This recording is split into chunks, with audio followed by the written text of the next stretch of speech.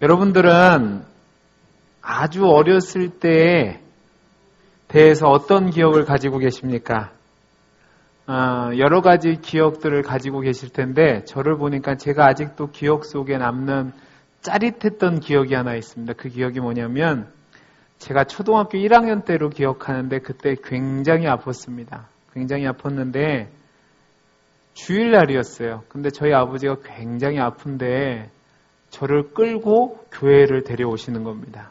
그때는 또 멀리 살았었습니다. 멀리 살았는데 버스를 타고 오는데 제가 하도 아프니까 교회가 저기 언덕 위에 있는데 밑에 내리자마자 그 정류소 앞에 약국이 있었습니다.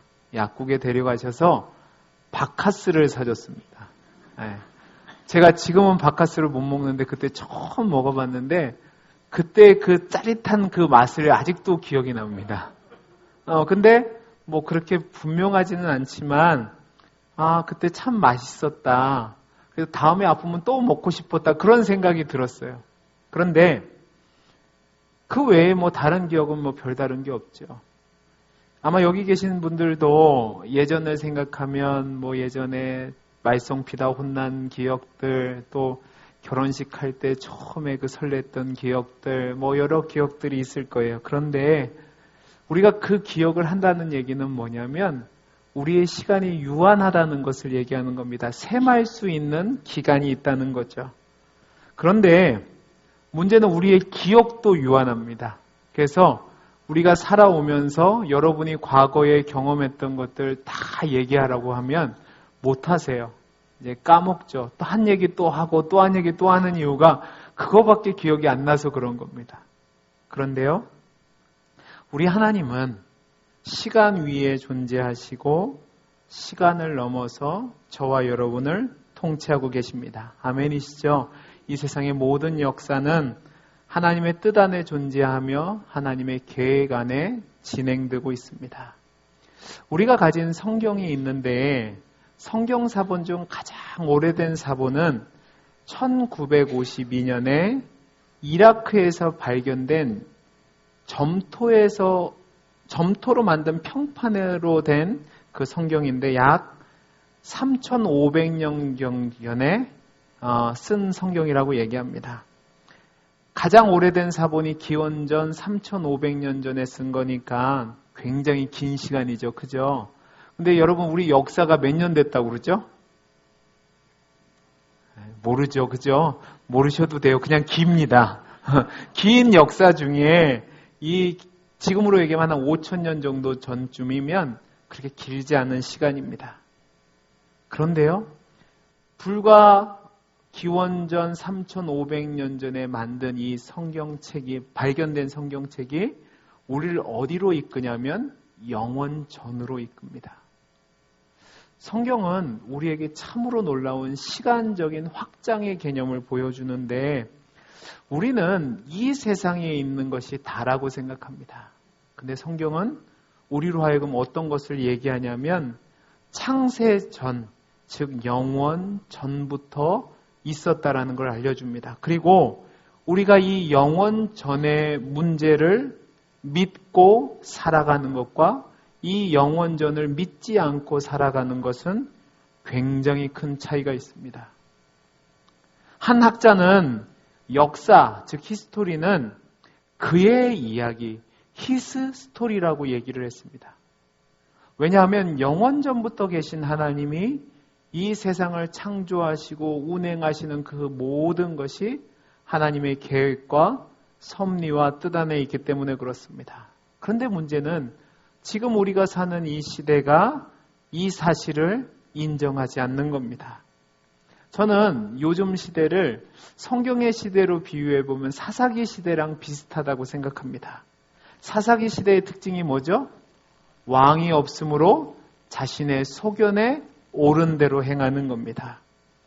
그러니까 지금 이 시대도 하나님을 섬기지 않으니까 자신의 소견에 옳은 대로 시대를 생각하고 세상을 바라보고 자신의 뜻대로 살아가는 겁니다.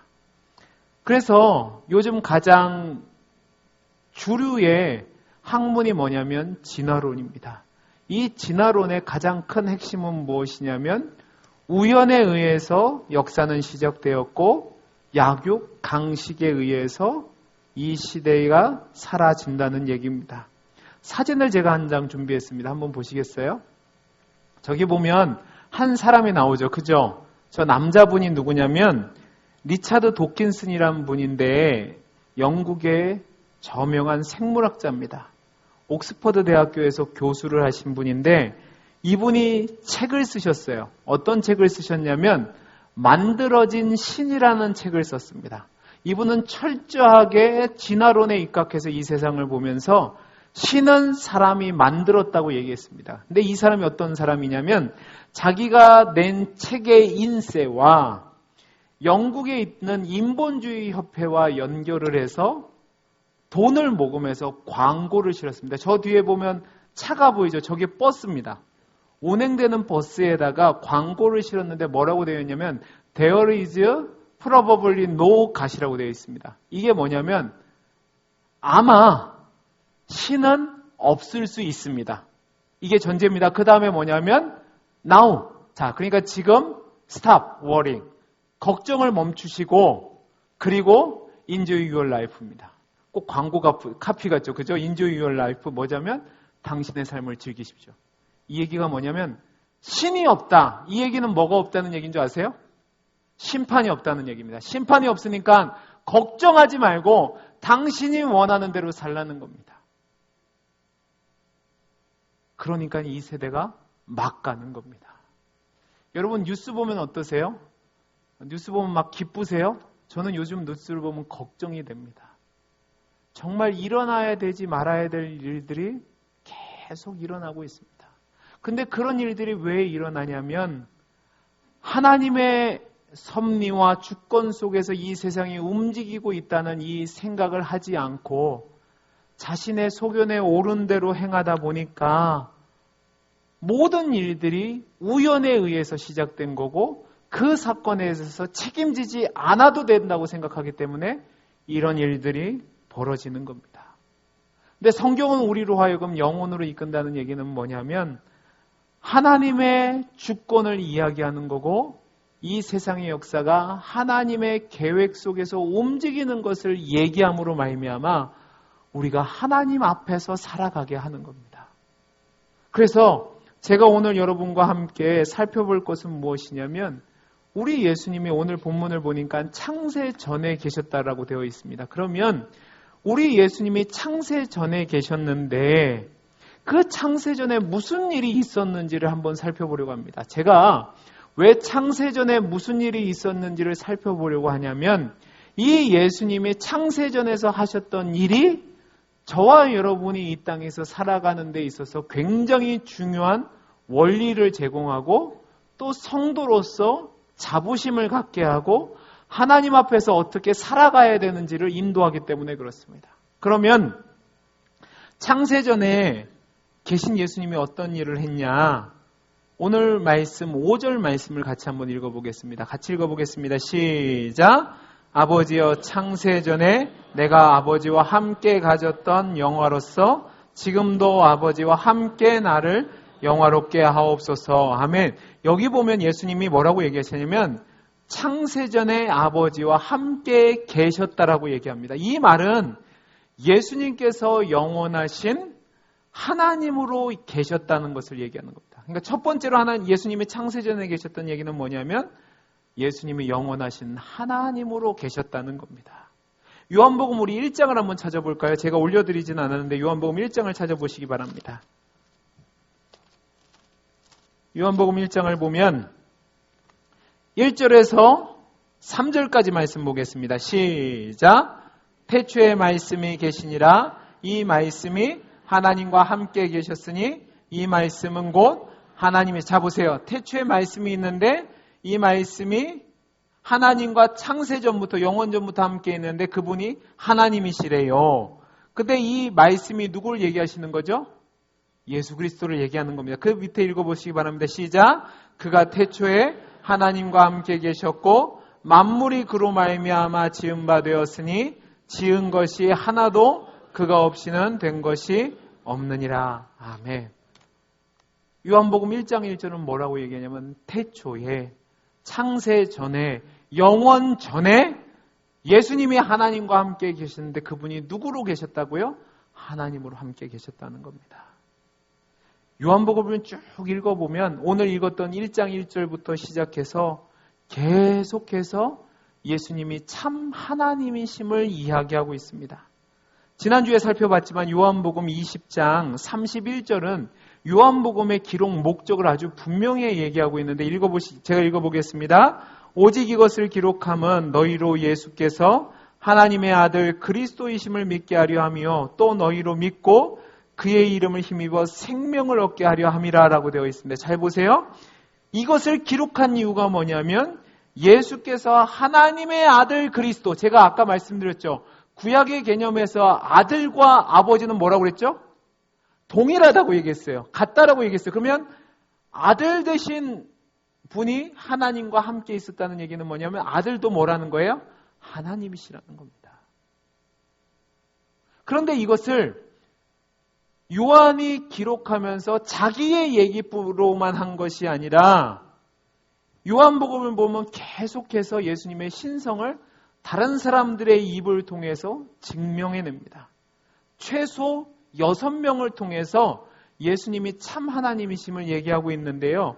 세례 요한은 1장 34절에서 내가 보고 그가 하나님의 아들이심을 증언하였다라고 되어 있고, 나다니엘이라는 사람은 1장 49절에서 나다니엘이 대답하되 랍비여 당신은 하나님의 아들이시오라고 되어 있습니다.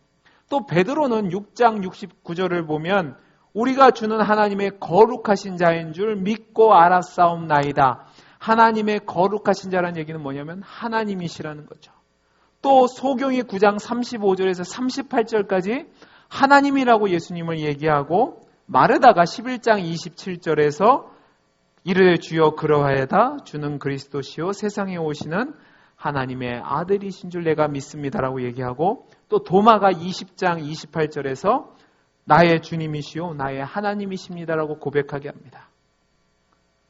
이 얘기들을 가만히 보시면 요한복음에서 예수님은 하나님으로서 계속 강조하고 있습니다. 왜 하나님으로서 계속 강조하냐? 이 얘기는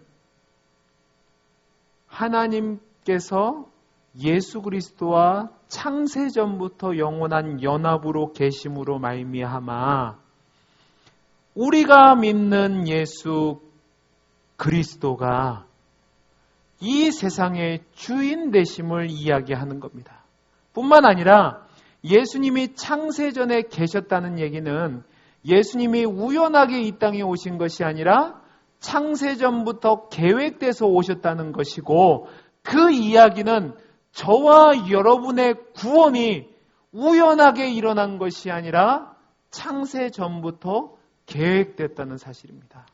여러분, 이게 얼마나 놀라운 일이냐면, 여러분, 우연한 사고로 일어난 것이면 바뀔 수 있습니까? 안 바뀔 수 있습니까? 바뀔 수 있죠. 근데 창세전부터 하나님과 그리스도가 함께 저와 여러분의 구원을 계획하셨다면 그 구원은 바뀌어집니까? 안 바뀌어집니까? 안 바뀌죠. 왜냐하면 우리 예수님은 어제나 오늘이나 영원토록 변함없으신 하나님이시기 때문에 그렇습니다. 저와 여러분이 이 땅에서 성도로서 살아가는 근거가 무엇이냐면 창세전에 계셨던 우리 주님이 하나님과 함께 저와 여러분의 구원을 계획하셨고 그 구원을 준비하셨고 저와 여러분의 구원을 이루셨다는 말입니다. 이 얘기가 우리에게 얼마나 큰 삶의 근거가 되냐면 저와 여러분은 사고로 생긴 존재가 아닙니다. 이 얘기를 잘 이해하셔야 됩니다. 사고로 생긴 존재가 아니라 하나님의 계획 가운데 만들어졌기 때문에 여러분이 이 세상에서 가장 소중한 존재가 되는 겁니다. 여러분이 가진 것이 없어요. 여러분이 내세울 게 없어요. 약육 강식에 의한 진화론의 입장에서 보면 어떻게 보면 여러분들은 루저입니다. 제가 언젠가 텔레비전을 봤는데 한 여자분이 나와서 180 이하는 남자도 아니래요. 루저래요. 제가 키가 180이 안 되거든요. 여기 180 이상 되시는 분 별로 없으시죠? 다 루저입니다. 세상의 방법은 그렇습니다. 근데 하나님은 저와 여러분을 뭐라고 얘기하시죠?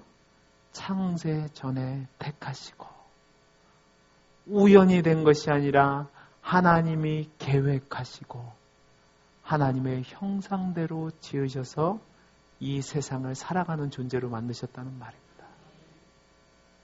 정말 아멘 하셔야 됩니다. 그래서 우리는 우연에 의해서 그냥 있다가 사라지는 존재가 아니라 하나님께서 창세전부터 준비하셨고 계획하신 구원 가운데 여러분을 지으시고 여러분을 이 땅에 태어나게 하시고 성도로서 살아가게 하시는 겁니다. 그러니까 여러분은 그냥 사고로 왔다가 사고로 가는 인생이 아니라 하나님의 계획 가운데 준비되어져서 이 땅에 보내지고 살아가는 겁니다. 그러니까 내 옆에 있는 사람과 내가 정말 소중한 사람입니다. 세상의 기준으로 여러분을 판단하지 마시기 바랍니다. 제가 예전에 중고등부 사역할 때 동네가 좋은 데서 살면 좋은 애들이 많지만 동네가 힘든 동네에서 살면 소위 얘기하는 껌 좀 씹는 언니들이 굉장히 많았습니다. 걔들이 왜 껌을 씹는 줄 아십니까? 집에서 돌보지 않으니까 자기들이 놀다 보니까 그렇게 된 겁니다. 근데 얘네들이 교회에 나와줘요. 왜 교회에 나와주는지 아십니까? 얘네들이 부모의 돌봄을 받지 않고 지들끼리 하다 보니까 늘 배고픈 애들이에요. 그러니까 애들 돈 삥 뜯어서 자기들 용돈 쓰고 그런 애들이니까 뭘 제대로 하겠어요. 근데 얘네들이 교회에 오면 제가 아침부터 일찍부터 우리 선생님들이랑 토스트를 구웠습니다. 빵을 굽고 잼을 발라서 줍니다. 그리고 교회에 오면 선생님들이 최고로 그 애들을 대접해 줬습니다. 꼭 경찰서 가면 지네 엄마 부르지 저를 부릅니다. 그럼 저는 또 가야 돼요. 경찰서에 가서 꺼내와야 됩니다. 그런데 놀라운 사실은요, 그 애들이 교회에서 위로를 얻는 겁니다. 소중한 자라는 사실을 대접을 받다 보니까 그 애들이 바뀌는 거죠. 여러분도 마찬가지입니다. 여러분이 이 시간 하나님을 예배할 수 있는 것은 우연이 된 것이 아니라 여러분을 가장 소중하게 여기신 하나님이 창세전부터 계획하셔서 여러분을 만드셨고 우리 주님이 그 계획 가운데 여러분을 위해서 십자가에 죽으셨고 구원하셔서 당신의 백성 삼으셨기 때문에 여러분이 하나님을 예배하는 겁니다. 아멘이시죠? 그러니까 지금 내 모습 가지고 여러분 판단하지 마십시오. 여러분은 창세 전부터 준비하신 하나님의 작품입니다. 두 번째로 창세 전에 우리 주님이 계셨다는 얘기는 무엇이냐면 하나님의 영광을 소유하셨다는 겁니다. 우리 5절 말씀을 다시 한번 읽어보겠습니다. 시작. 아버지여 창세전에 내가 아버지와 함께 가졌던 영화로서 지금도 아버지와 나와 함께 나를 영화롭게 하옵소서. 아멘. 여기서 보면 예수님이 아버지와 함께 영광을 가졌다라고 얘기합니다. 히브리서 1장 3절을 보면 이렇게 되어 있습니다. 히브리서 1장 3절이요. 이는 하나님의 영광의 광채시요 그 본체의 형상이시라. 그의 능력의 말씀으로 만물을 붙드시며 죄를 정결하게 하시는 일을 하시고 높은 곳에 계신 지극히 크신 이의 우편에 앉으셨느니라. 요한복음 1장 14절은 이렇게 되어 있습니다. 말씀이 육신이 되어 우리 가운데 거하심에 우리가 그의 영광을 보니 아버지의 독생자의 영광이요 은혜의 진리가 충만하더라. 제가 지난주에 잠깐 말씀을 드렸는데요. 이 하나님의 영광이라는 것은 우리의 언어로 설명하기는 굉장히 쉽지 않습니다. 근데 분명한 사실은 이 하나님의 영광이라는 것은 하나님의 성품 가운데 드러나는 모든 특성의 총체입니다. 다른 말로 얘기하면 하나님의 하나님 되심인 거죠. 그런데 우리 예수님은 그 하나님의 모든 영광을 가지셨다는 말입니다. 하나님의 거룩하심과 하나님의 신실하심과 하나님의 무한하심과 하나님의 사랑하심과 하나님의 전지전능하심을 가졌다는 말입니다. 이것이 왜 중요하냐면 예수님만이 저와 여러분의 구원자가 되신다는 겁니다. 여러분, 우리의 구원은 하나님의 영광이 가장 잘 들어간 것입니다. 죄로 말미암아 우리가 죽을 수밖에 없는 죄인이었는데요. 사랑의 하나님이 저와 여러분을 구원하시기 위해서 아들 되신 예수님을 보내주셨고, 전지전능하신 하나님이 그 죄악의 굴레를 깨트리시고 저와 여러분을 사망에서 건져서 하나님의 자녀로 살게 하셨다는 말입니다. 근데 우리 예수님이 하나님이 아니셨다면, 창세전에 계시지 않았다면 이런 일들은 이루어질 수 없는 거죠. 요한복음 17장 22절에서 24절 말씀을 보시기 바랍니다. 이렇게 되어 있습니다. 우리 같이 한번 읽어보죠. 시작. 내게 주신 영광을 내가 그들에게 주었사오니 이는 우리가 하나가 된 것 같이 그들도 하나가 되게 하려 함이니이다. 곧 내가 그들 안에 있고 아버지께서 내 안에 계시어 그들로 온전함을 이루어 하나가 되게 하려 함은 아버지께서 나를 보내신 것과 또 나를 사랑하신 같이 그들도 사랑하신 것을 세상으로 알게 하려 함이로소이다. 아버지여, 내게 주신 자도 나 있는 곳에 나와 함께 있어 아버지께서 창세전부터 나를 사랑하심으로 내게 주신 나의 영광을 그들로 보게 하시기를 원하옵나이다. 아멘. 자, 보세요. 하나님의 영광을 가지신 예수님이 그를 믿는 자에게 그리스도께서 가지신 영광을 주셨다는 말입니다. 이게 얼마나 놀라운 거냐면요. 제가 아침에도 설교했지만 저와 여러분이 하나님의 영광을 소유하는 겁니다.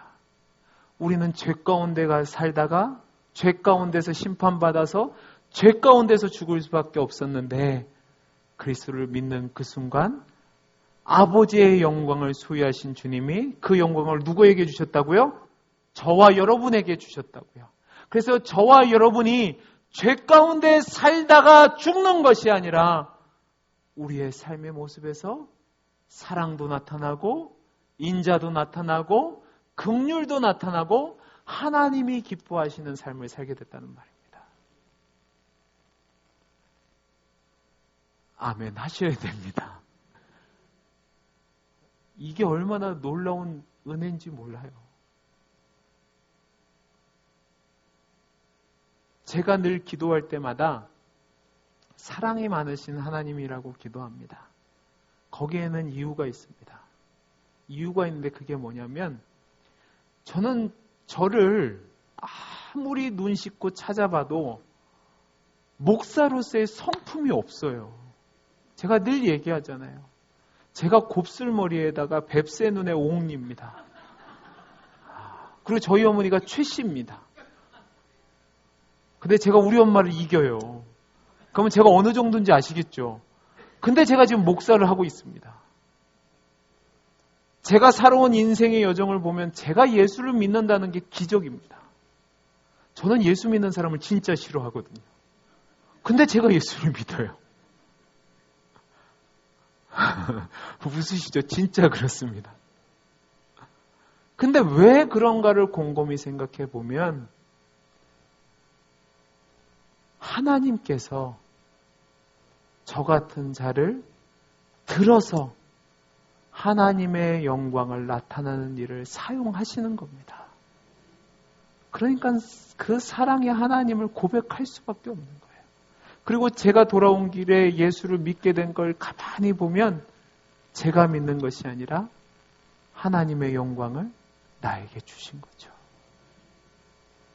그래서 부족하고 연약하지만 제가 여러분에게 설교를 하는 겁니다. 여러분도 마찬가지입니다. 여러분이 성도로서 살아갈 수 있는 것 성도로서 사랑을 베풀고 자비를 베풀고 긍휼을 베풀고 하나님의 영광을 위해서 살아갈 수 있는 이유가 여러분이 그런 성품을 가져서가 아니라 창세전부터 아버지의 영광을 가지셨던 그 주님이 그 영광을 저와 여러분에게 선물로 주셨기 때문에 그 일이 가능한 겁니다.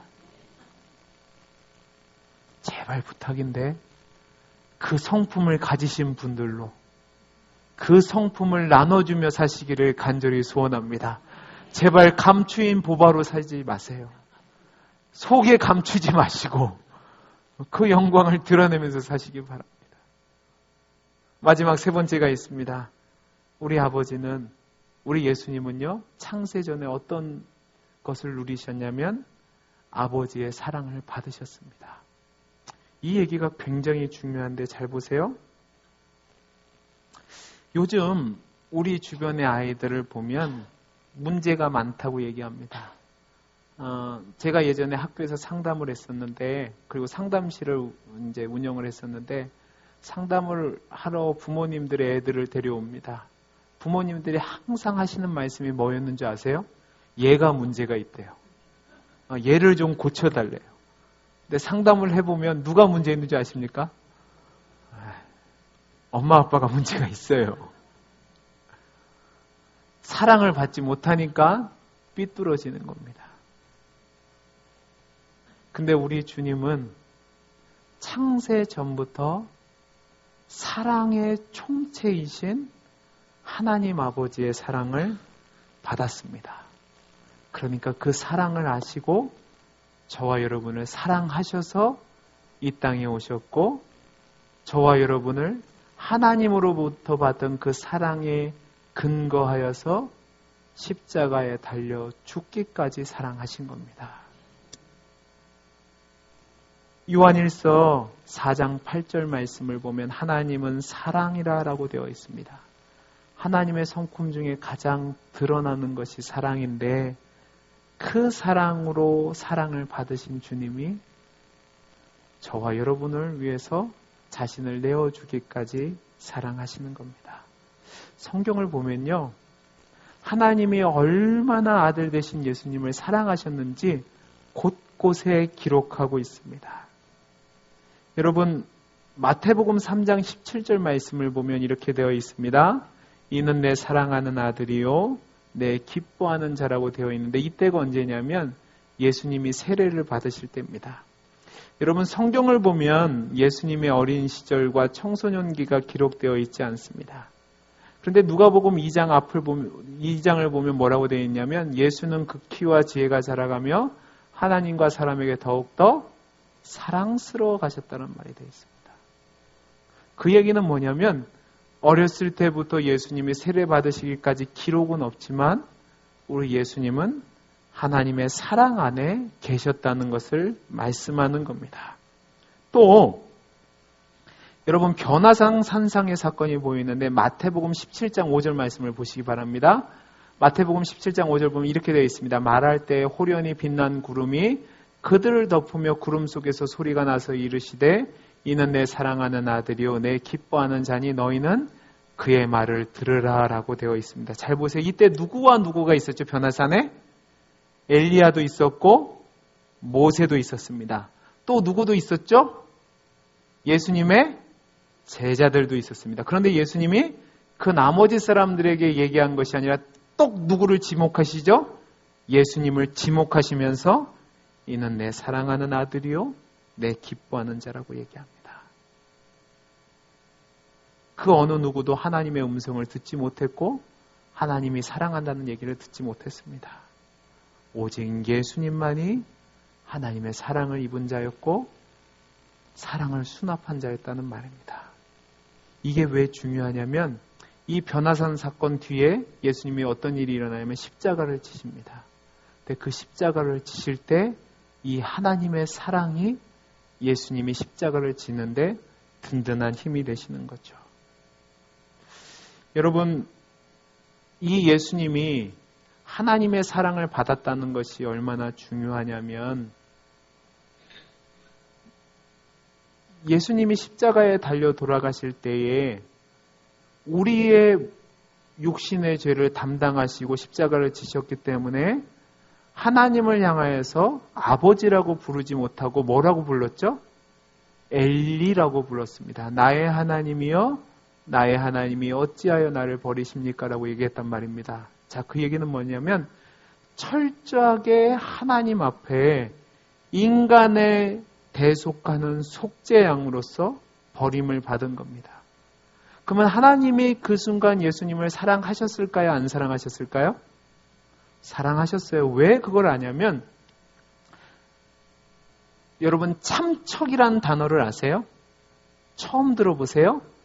참척이란 단어가 있는데 이 참척이란 단어는 뭐냐면 부모가 자식을 먼저 잃은 슬픔을 참척이라고 얘기합니다.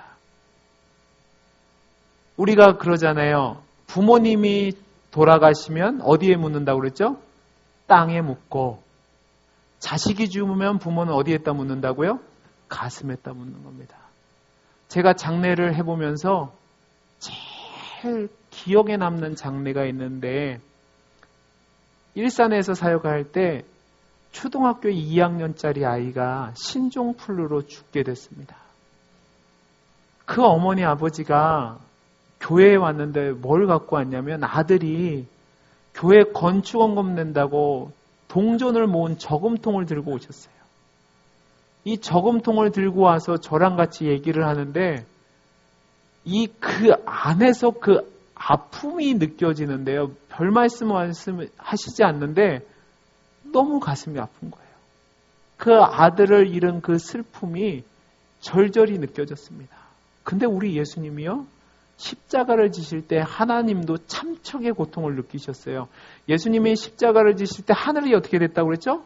빛을 잃었다고 되어 있습니다. 그리고 땅이 어떻게 됐다고 그랬죠? 진동했다고 되어 있습니다. 지진이 그게 뭐냐면 하나님이 가슴을 치고 발을 구르시는 겁니다. 그 영원전부터 사랑했던 아들을 버리시기까지 우리를 사랑하신 겁니다. 그 예수님이 아버지가 자기를 버리시는 순간에도 이는 내 기뻐하는 자요 내 사랑하는 자로다 그 확신이 있으시니까 저와 여러분을 위해서 십자가를 지셨다는 말입니다. 이게 얼마나 중요하냐면 저와 여러분이 얻은 구원이 값싼 것이 아니라는 것이 됩니다. 영원전부터 사랑했던 아들을 저와 여러분을 핏값으로 주고 사기까지 내어주셨다면 하나님이 참척의 고통을 감당하시면서 그 아들을 내어주셔서 저와 여러분을 구원하셨다면 저와 여러분이 얻은 그 구원은 저와 여러분이 얻은 그 생명은 값싼 것이 아니란 말입니다. 바꿔서 얘기하면 영원전부터 아버지의 사랑을 받으셨던 예수님이 저와 여러분을 위해서 생명을 내어주셨다는 얘기는 저와 여러분이 그만큼 소중한 존재라는 겁니다. 살다 보면 내가 별것 아닌 것처럼 느껴질 때가 있습니다. 남편이 나를 무시합니다. 아내가 나를 무시하고 자녀들이 나를 무시하고 주변 사람들이 나를 무시합니다. 그냥 영혼의 시간이 없었다면 저와 여러분 그냥 무시당하다 그냥 가는 인생일 수 있습니다. 그런데 창세전부터 하나님 아버지의 사랑을 받은 예수님이 그 생명을 내어서 저와 여러분을 값주고 샀습니다. 그러면 여러분은 하나님 앞에서 그냥 존재가 아니라 가장 소중한 존재가 되는 겁니다. 아멘이 되세요? 이 사실이 우리에게 힘을 주는 겁니다. 이 사실이 우리로 하여금 살아갈 용기를 주는 거고 이 사실이 저와 여러분이 성도로서 살아갈 수 있는 근거가 되는 겁니다. 말씀을 마치겠습니다. 창세 전에 아버지와 함께 계셨던 예수님은 영원하신 하나님으로 계셔서 저와 여러분의 구원을 계획하셨고 그 아버지의 영광을 갖고 계셨는데 그 영광을 저와 여러분에게 주셨습니다. 또 아버지에게 받은 그 창세전부터 받은 사랑을 저와 여러분을 위해서 자기 자신을 내어주시고 산 겁니다. 이것이 얼마나 소중하냐면 이 세상과 비교할 수 없는 것이 저와 여러분이 되는 겁니다. 그 사실을 기억하시고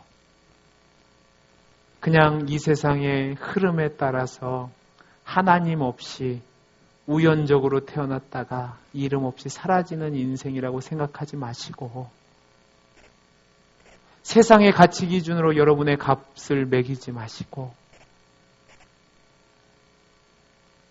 내가 얼마나 소중한 존재인지, 내가 얼마나 귀중한 존재인지, 내가 얻은 구원이 얼마나 큰 사랑인지 기억하시고 성도답게 하나님의 은혜 안에 살아가는 우리 귀한 성도님들 되시기를 간절히 소원합니다. 기도하겠습니다. 사랑이 많으신 하나님 아버지,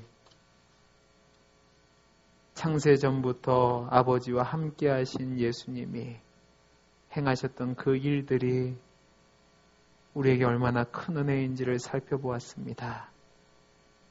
이 사실을 기억하고 세상의 기준으로는 내가 아무것도 아닌 것처럼 여겨지고 소외되고 멸시받고 존중이 여겨지지 않는 존재이지만 그런 세상의 흐름에 나를 맡기지 않게 하시고 하나님이 나를 영화롭게 하셨고 하나님이 나를 사랑하셨고 하나님이 나를 위해서 얼마나 큰 일들을 이루셨는지를 기억하며 성도로서 하나님의 백성답게 살아가는 우리 귀한 동원교회 성도들이 되게 해 주옵소서. 은혜 주심을 감사하며 사랑 많으신 예수님 이름으로 기도하옵나이다. 아멘.